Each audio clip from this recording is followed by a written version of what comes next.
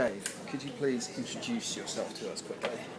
I'm Dave West. I'm the Senior Bureau Chief on Health Service Journal, and I've worked on HSJ for about 6 years. Okay, great, thanks.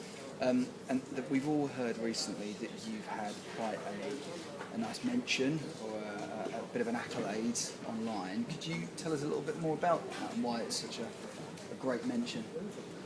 I was named last week as on the Press Gazette's list of the top journalists on social media. I was placed 9th out of 50 who were named on the list. And what kind of other journalists were on the list? These very notable in their sectors, or?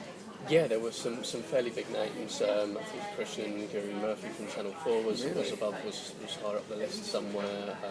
Paul Waugh, who's a prominent political journalist, and then further down the list were people including Laura Koonsberg from ITV now. Wow. Okay, so quite some big names. Some fairly big names, yeah, across different sectors. There are also some more less well known, but people who made good use of social media. I mean, upcoming stars. Yeah, absolutely. So why do you think that you were featured in this list? I think it was because, as I say, I've been at Health Service Journal for nearly 6 years, and so I've accumulated some kind of knowledge and insight and connections that mean that I can use Twitter particularly in a very strong way. And on Health Service Journal, we commit quite a lot of time and effort to using social media to interact with readers and with the wider healthcare community. Mm-hmm. Okay. So if you could give some advice to your fellow journalists, content teams, to raise their profile on social media, what would that be?